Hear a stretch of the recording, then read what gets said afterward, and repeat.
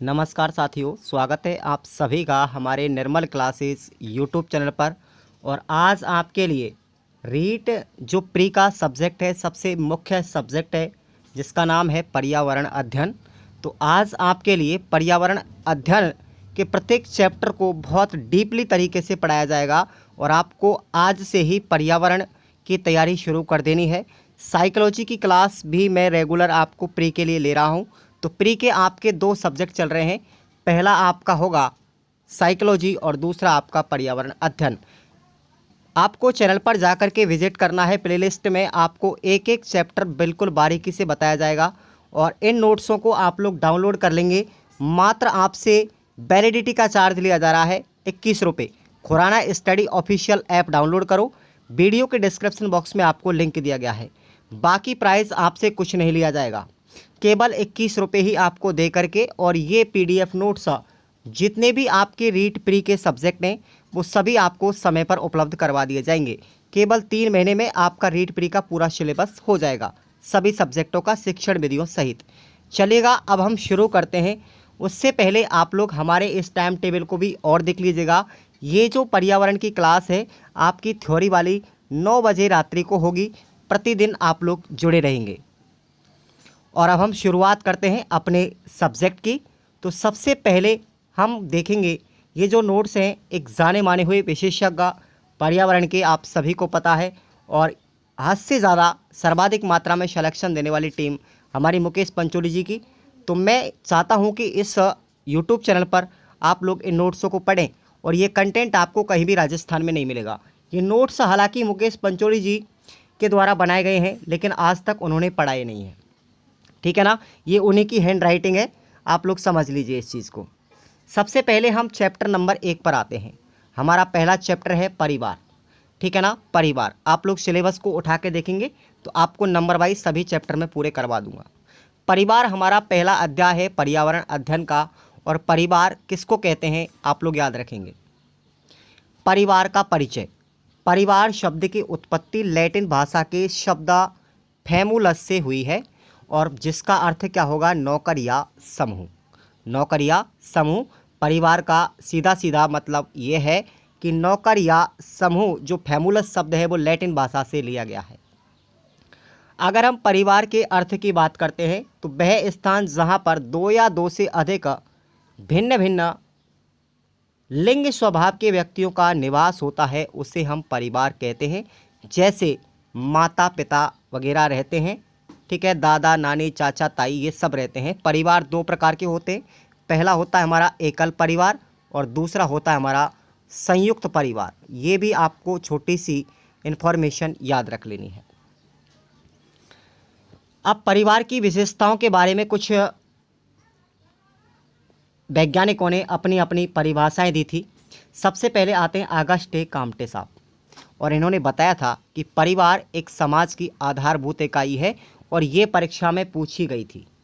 परिवार एक समाज की आधारभूत इकाई है, ऑगस्टे काम्टे का ये कथन है, आपको याद रखना है।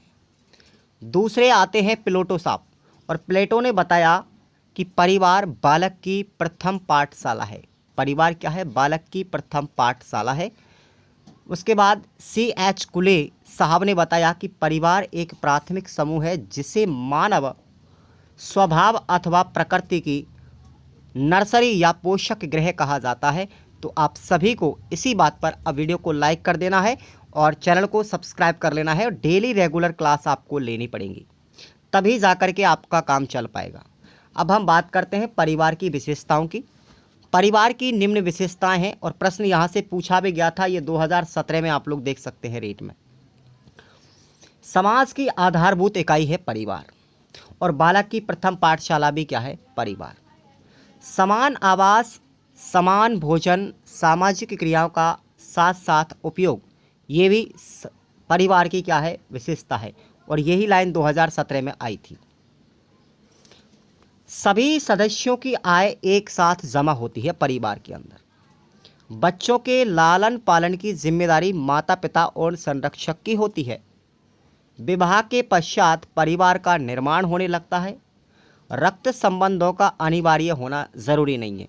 ये लाइन इसलिए दी है, आपको समझ में आना चाहिए कि भाई कोई ज़रूरी नहीं है कि हमारा ही बच्चे के अंदर नसों में खून दौड़े, रक्त संबंध हो। हम किसी भी व्यक्ति के बच्चे को दत्तक पुत्र की भांति गोद ले सकते हैं, तो वो परिवार में भी शामिल किया जा सकता है। तो यही हमारा परिवार है और इस लाइन का मतलब यही है, और ये एग्ज़ाम में पूछा भी गया था। बच्चों के बीच में अपनत्व का भाव होता है, ये परिवार की सभी विशेषताएं हैं। अब बात करते हैं परिवार के प्रकार। परिवार दो प्रकार के होते हैं। पहला है हमारा एकल परिवार। ऐसा परिवार जिसमें माता पिता और उनके अविवाहित बच्चे रहते हैं, एकल परिवार कहलाता है। उसके बाद संयुक्त परिवार। ऐसा परिवार जिसमें पति पत्नी और उनकी विवाहित संतानें निवास करती हैं, संयुक्त परिवार कहलाता है। अंतर दोनों में समझिएगा। एकल परिवार में केवल माता पिता और बच्चे रहते हैं, लेकिन बच्चे अविवाहित होने चाहिए।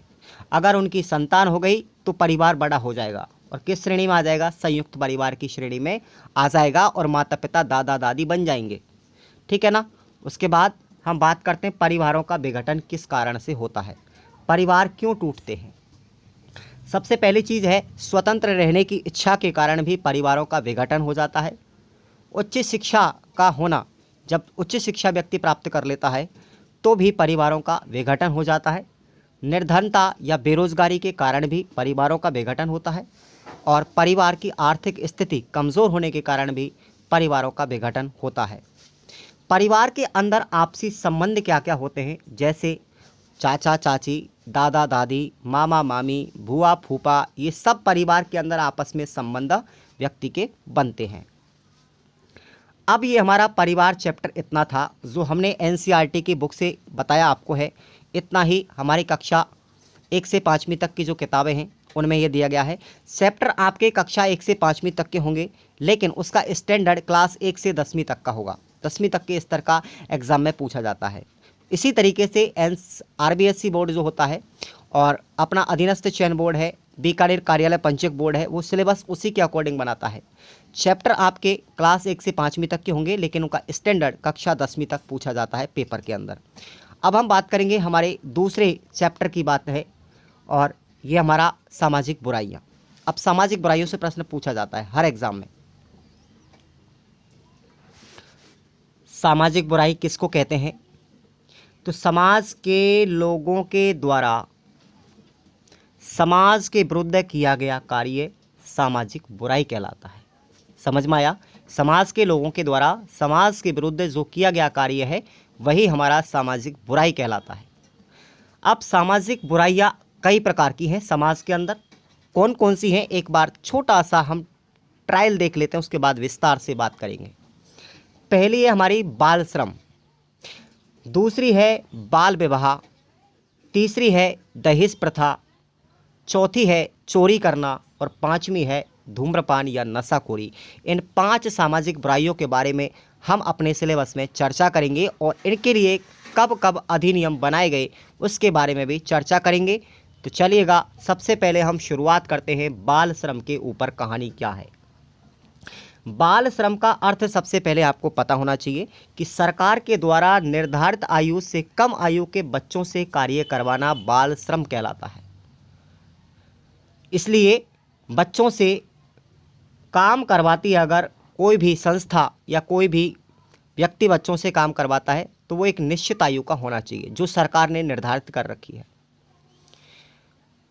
तो अनुच्छेद 24 के अंदर बात की जाए, यहाँ से प्रश्न यही पूछा जाएगा, बच्चों को जो बाल श्रम की बात बताई गई है वो संविधान के किस अनुच्छेद में बात की गई है?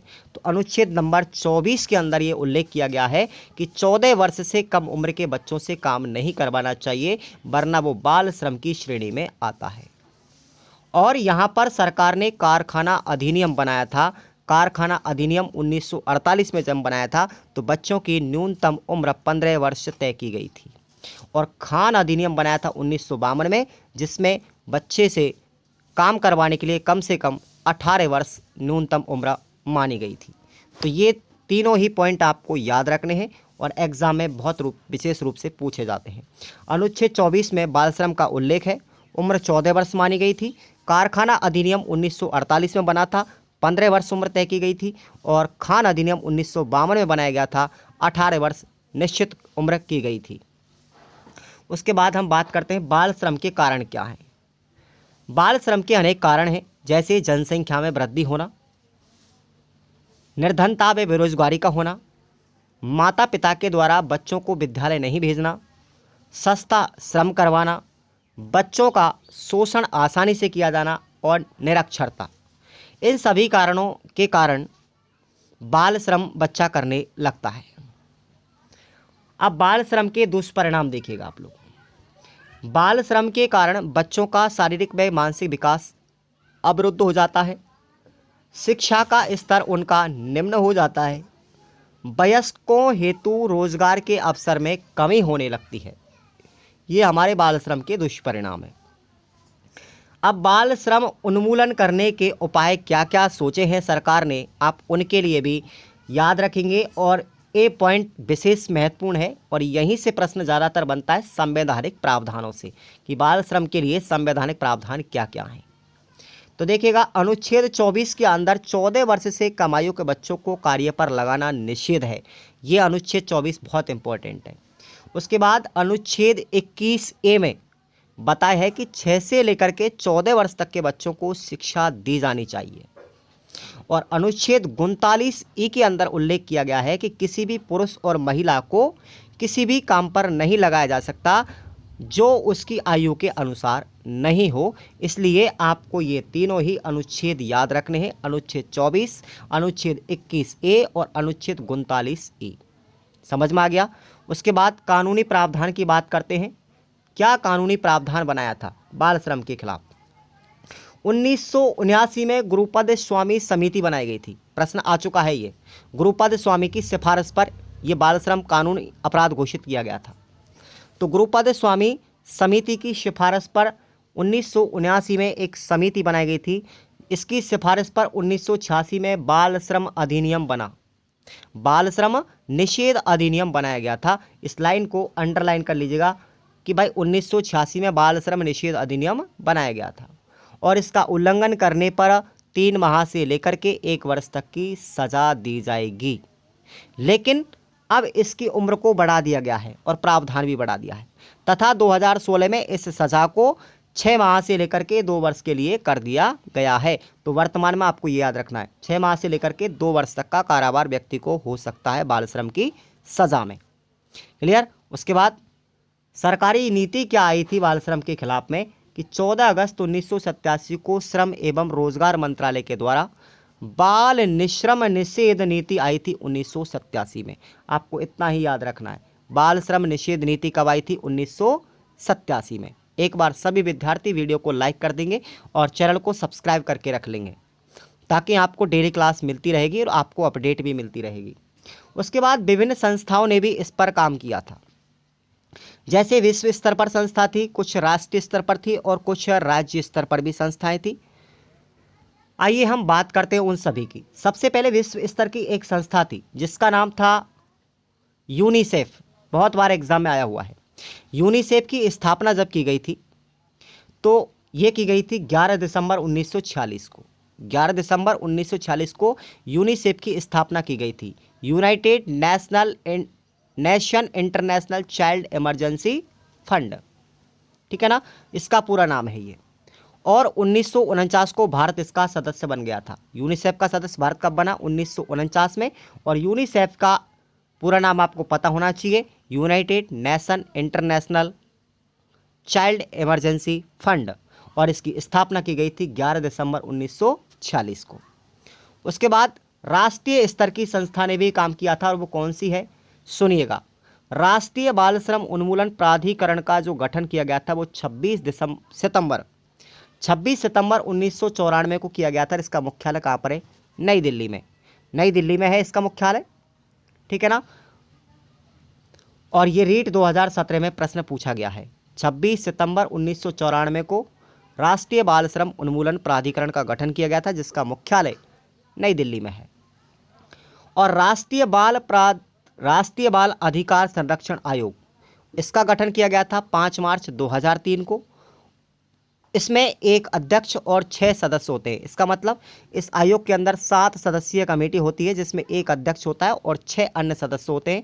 इसलिए आपको याद रखना है कि राष्ट्रीय बाल अधिकार संरक्षण आयोग का गठन किया गया था 5 मार्च 2003 को, और राष्ट्रीय बाल श्रम उन्मूलन प्राधिकरण का गठन किया गया था 26 सितंबर 1994 को।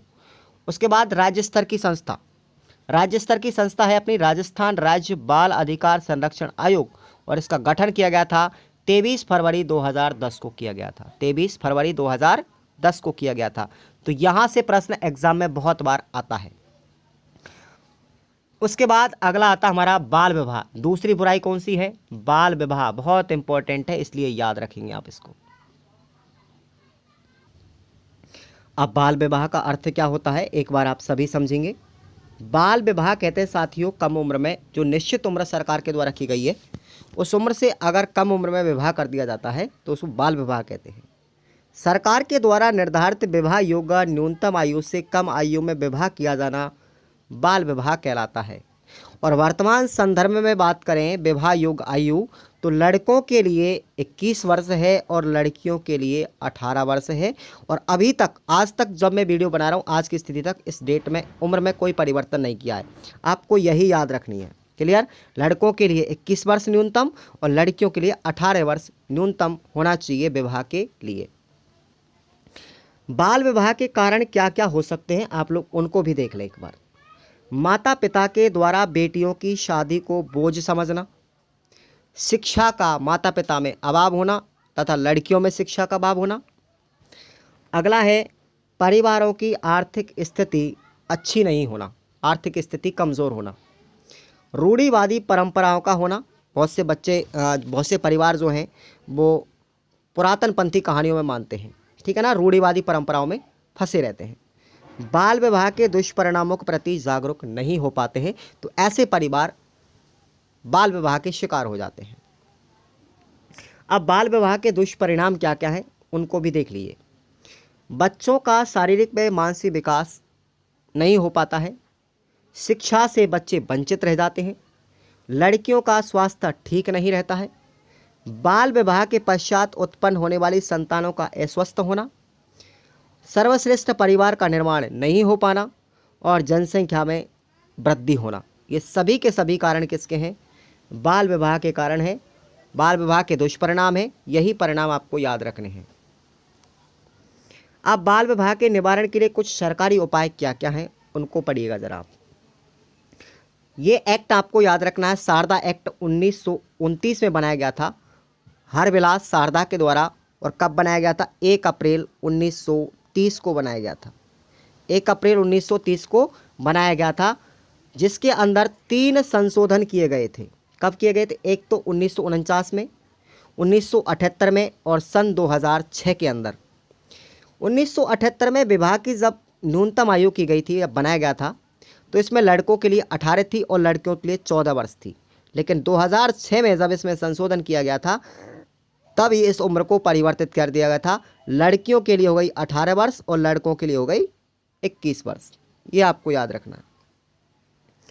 2006 में जब ये एक नया कानून बनाया गया तो इसका नाम बदल दिया गया, बाल विवाह निषेध अधिनियम 2006 कहलाने लगा और यह 1 नवंबर 2007 को लागू किया गया था। इसलिए आपको डेट याद रखनी है।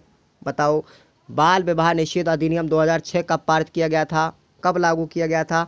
1 नवंबर 2007 को। और इस अधिनियम का उल्लंघन करने वाला व्यक्ति होगा उसको 2 वर्ष की सज़ा और 1 लाख रुपए का जुर्माना देना पड़ेगा। ये प्रावधान उल्लेख किया गया है। समझ में आया? अब बात करते हैं बाल विवाह के संबंध में महत्वपूर्ण तथ्य क्या क्या हैं। सर्वाधिक के जो विवाह होते हैं ना वो हमारी अक्षय तृतीया को होते हैं, आका तीज पर होते हैं, ठीक है ना। अब आप कमेंट में लिख के बताएंगे आका तीज कब आती है। जब आप कला संस्कृति पढ़ेंगे ना तो आपको त्योहारों के बारे में बताया जाएगा। भारत का प्रथम लिखित और प्रमाणिक बाल विवाह मिलता है हर्षवर्धन के काल में देखने को मिलता है। सबसे पहला बाल विवाह जो लिखित और प्रमाणित भी है वो है हर्षवर्धन के शासनकाल में मिलता है। और हर्षवर्धन ने क्या किया था? अपनी छोटी बहन राजश्री का विवाह कन्नौज के शासक गृहवर्मन के साथ में करवाया था। और उस समय आयु कितनी थी बताओ? उस समय हर्षवर्धन की बहन की आयु कितनी थी? 12 वर्ष की थी। तो ये थोड़ा सा फैक्ट मैंने एनसीईआरटी से उठाया है। सर्वाधिक बाल विवाह की बात करते हैं तो साथियों हमारे देश के अंदर बिहार में होते हैं, एससी और एसटी के अंदर, और न्यूनतम बाल विवाह हिमाचल प्रदेश के अंदर होते हैं। तो हिमाचल जो प्रदेश है बहुत ज़्यादा शिक्षित ही मान लो आप एक तरीके से, कि जिसमें न्यूनतम बाल विवाह होते हैं। उसके बाद हमारा अगला बुराई आती है, अगली दहेज प्रथा। दहेज का मतलब समझिए आप लोग। दहेज का अर्थ है कि वर पक्ष के द्वारा वधु पक्ष से विवाह के अवसर पर आवश्यक शर्तों को पूरा करने के लिए जो चल अथवा अचल संपत्ति ली जाती है उसे हम दहेज कहते हैं। बहुत से कहते हैं ना कि विवाह होने पर मैं 5 लाख रुपए लूँगा, मैं 10 लाख रुपए लूँगा, मुझे कूलर चाहिए, मुझे फ्रिज चाहिए, मुझे मोटरसाइकिल चाहिए, वो चाहिए। ये सब दहेज के अंदर आता है। तो लड़के वालों के द्वारा लड़की वाली पक्ष से अनावश्यक शर्त रखी जाती है, तो वो दहेज के अंतर्गत आती है। और ये शर्त कब रखी जाती हैं? या तो विवाह से पहले भी रख सकते हैं, लड़का देखने जाते हैं तब, या फिर विवाह के दौरान भी रख सकता है अचानक, और विवाह के पश्चात भी मांग कर सकता है कि भाई दहेज दीजिएगा वरना मैं आपकी लड़की को छोड़ दूंगा। तो ये शर्तें रखी जाती हैं। दहेज निवारण के लिए कुछ कानूनी प्रावधान भी रखा गया है। दहेज निषेध अधिनियम 1961, याद रखो कब बनाया गया था? 1961 ये दहेज निषेध अधिनियम था, और इसको मंजूरी दी गई थी साथियों 20 मई 1961 को। लेकिन इसको लागू कब किया गया था? 1 जुलाई 1961 को लागू किया गया था। तो दोनों ही डेट याद रखेंगे अच्छे से। दहेज निषेध अधिनियम 1961 को मंजूरी मिली थी 20 मई 1961 को, और लागू किया गया था 1 जुलाई 1961 को।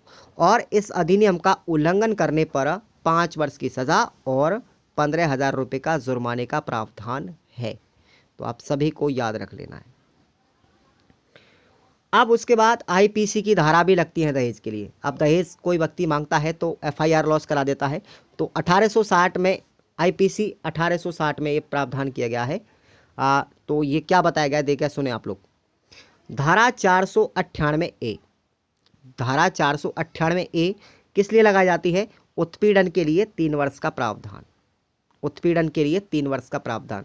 अगर कोई लड़का पक्ष लड़की वाले को परेशान करता है तो उस लड़के वाले को 3 वर्ष की सज़ा होगी। धारा 304 बी अगर लगाई जाती है तो 7 वर्षों के अंतर्गत मृत्यु पर 7 वर्ष की सज़ा होगी, ठीक है ना। और धारा 406 अगर लगाई जाती है तो तलाक होने पर संपत्ति को लौटाया जाएगा, और उल्लंघन करने पर 3 वर्ष की सज़ा भी होगी। अगर किसी स्त्री को किसी व्यक्ति ने तलाक दे दिया है तो उस पर धारा 406 होगी, और अगर वो व्यक्ति ज़्यादा उल्लंघन करता है प्रावधान का तो उसको 3 वर्ष की सज़ा भी हो सकती है और संपत्ति भी लौटानी पड़ेगी। समझ में आया? अब उसके बाद आती है हमारी चोरी। चोरी भी एक सामाजिक बुराई है, ठीक है ना। इसको बोलते हैं संपत्ति के विरुद्ध अधिकार, क्राइम अगेंस्ट प्रॉपर्टी अधिनियम के अंतर्गत इसको रखा गया है। चोरी को संपत्ति के विरुद्ध अधिकार है ये। चोरी का अर्थ क्या होता है? किसी व्यक्ति के द्वारा किसी व्यक्ति की संपत्ति को बिना किसी सहमति या स्वतंत्रता द्वारा अपने पास रख लिया जाता है। चोरी का शाब्दिक अर्थ यही है। शाब्दिक अर्थ चोरी का यही है कि अगर हम किसी व्यक्ति की संपत्ति को बिना सहमति के हड़प लेते हैं, अपनी स्वतंत्रता से हड़प लेते हैं, तो वो चोरी के अंदर आती है। चोरी के लिए कुछ प्रावधान भी बनाया गया है। आईपीसी की धारा 378 से लेकर के 462 तक चोरी के अधिनियम बने हुए हैं, जिसमें चोरी के लिए 378 और डकैती करने के लिए 390 आईपीसी की धारा लगती है। ये दोनों ही धाराओं को याद रख लेना। अगली सामाजिक बुराई हमारी धूम्रपान तथा नशाखोरी। धूम्रपान तथा नशाखोरी। सार्वजनिक धूम्रपान निषेध अधिनियम 2008 को 2 अक्टूबर 2008 को लागू किया गया था। तो प्रश्न यही बना, सबसे पहले आपको याद रखना है धूम्रपान निषेध अधिनियम 2008 कब लागू किया गया था? ये लागू किया गया था 2 अक्टूबर 2008 को, और इसका उल्लंघन करने पर 200 रुपये का जुर्माना भी है। क्लियर? सिनेमेटोग्राफ अधिनियम 1952 के अनुसार प्रत्येक धूम्रपान कंपनी को 85% पैकेटों पर एक विचित्र प्रकार का चित्र बनाने का प्रावधान है। आपने देखा होगा धूम्रपान करना स्वास्थ्य के लिए हानिकारक है, ठीक है ना। आपने तंबाकू के पैकेट पर लिखा देखा होगा, कुबेर के, खैनी के, गणेश के पैकेट पर लिखा होगा, अंबर जयंती गुटखा पर लिखा होगा। इसलिए जितनी भी कंपनियां होती हैं अब पहले ही कोटेशन लिख देती है, पहले ही चेतावनी लिख देती है कि भाई इस चीज़ को खाने से आपको नुकसान होगा। और ये अधिनियम कौन सा है? सिनेमेटोग्राफ अधिनियम 1952 है। उसी के अंतर्गत ये कंपनियां उस माल या प्रोडक्ट के ऊपर ऐसे विचित्र चित्र बनाती है। ठीक है ना, लिखा हुआ है कि धूम्रपान स्वास्थ्य के लिए हानिकारक है, चित्र बनाए जाते हैं। अब कुछ कंपनियां और भी हैं। जो नारकोटिक्स ब्यूरो कंपनी है हमारी, इसका गठन किया गया था मार्च 1986 को। नारकोटिक्स ब्यूरो कंपनी मार्च 1986 को इसका गठन किया गया था। और ये माल की जांच पड़ताल करती है। अगर कोई भी कंपनी प्रोडक्ट बनाती है तो उसके माल की जांच करती है कि माल खराब बनाया है या सही बनाया है। और इसका मुख्यालय नई दिल्ली में है, आपको याद रखना। दूसरी कंपनी है हमारी नाडा। नाडा का मतलब नेशनल एंटी डोपिंग एजेंसी। और इसकी स्थापना जब की गई थी वो की गई थी 24 नवंबर 2005 को। इसका मुख्यालय नई दिल्ली में है और ये राष्ट्रीय स्तर की संस्था है। और इसका काम क्या है? खिलाड़ियों के लिए अच्छा भोजन देना, अच्छे प्रोडक्ट देना, ये खिलाड़ियों की सुरक्षा बड़ी करती है नाडा कंपनी। ठीक है ना, 24 नवंबर 2005 को इसकी स्थापना की गई थी। अगर हम बात करते हैं इस नाडा जो कंपनी है उसके ब्रांड एम्बेसडर कौन है, तो सुनील सेठी जी, जो फिलहाल में अभिनेता हैं, एक्टर हैं, वो सुनील सेठी जी इसके ब्रांड एम्बेसडर हैं नाडा कंपनी के। क्लियर। उसके बाद दूसरी कंपनी है बाड़ा। बाड़ा कंपनी को देखेंगे, वर्ल्ड एंटी डोपिंग एजेंसी इसका पूरा नाम है। और इसका जो मुख्यालय साथियों वो हमारा कनाडा के अंदर है। इसकी स्थापना 10 नवंबर 1999 को की गई थी, बाड़ा की स्थापना। और ये एक इंटरनेशनल स्टैंडर्ड की कंपनी है और अंतर्राष्ट्रीय स्तर पर काम करती है। और यह भी अंतर्राष्ट्रीय जो खिलाड़ी होते हैं उनके लिए काम करती है। अगली संस्था हमारी WHO, वर्ल्ड हेल्थ ऑर्गेनाइजेशन, विश्व स्वास्थ्य संगठन। इसकी स्थापना की गई थी 7 अप्रैल 1948 को। और इसका मुख्यालय अगर आपको याद रखना है तो वो है जेनेवा के अंदर, स्विट्जरलैंड देश। स्विट्जरलैंड का एक जगह है जेनेवा, वहाँ पर इसका मुख्यालय है WHO का। अब आपको याद रखना है विश्व स्वास्थ्य दिवस मनाया जाता है 7 अप्रैल को, क्योंकि WHO की स्थापना उसी दिन हुई थी 7 अप्रैल 1948 को। तो विश्व स्वास्थ्य दिवस हो गया आपका 7 अप्रैल, विश्व तंबाकू दिवस हो गया आपका 31 मई, और विश्व नशा मुक्ति दिवस हो गया आपका 26 जून। तो तीनों आपको याद रखना। अब महत्वपूर्ण नशीले पदार्थ कौन कौन से हैं, यहाँ से प्रश्न पूछा गया था अभी। तंबाकू और अफीम। तंबाकू जो होता है साथियों वो निकोटिना टैबेटम, इसको हम निकोटिन भी कहते हैं। तंबाकू का वैज्ञानिक नाम है ये, याद रखना। तंबाकू का वैज्ञानिक नाम क्या है? निकोटिना टैबेटम। और अफीम को हम काला सोना भी कहते हैं। और ये पौधा किसका होता है? पॉपी का पौधा है ये एक तरीके से, इसको काला सोना भी कहते हैं। ये नशीले मादक पदार्थ हैं। पैथेडिन जो होता है हमारे नशीले पदार्थों के अंदर मिलाया जाता है, नशीले पदार्थों की लत को दूर करने के लिए उपयोगी है। पैथेडिन एक पदार्थ होता है, अगर किसी व्यक्ति को नशे की आदत लग जाती है तो उस नशे की आदत को दूर करने के लिए पैथेडिन एक पदार्थ होता है, एक दवाई में मिलाया जाता है, उसका उपयोग किया जाता है। तो आज की क्लास के अंदर हमने इन दोनों ही चैप्टरों को दोनों ही चैप्टर पढ़े हैं। एक तो पढ़ा है हमने परिवार और दूसरा पढ़ा है हमने सामाजिक बुराइयां। तो आज का ये क्लास आपको कैसा लगा आप लोग एक बार कमेंट करके बताएंगे, और वीडियो को लाइक और चैनल को सब्सक्राइब करेंगे और लगातार क्लास लेंगे। ऐप को डाउनलोड कर लीजिएगा, डिस्क्रिप्शन बॉक्स में आपको लिंक दिया गया। कोर्स आराम से खरीद के मस्त पढ़ाई करो। धन्यवाद।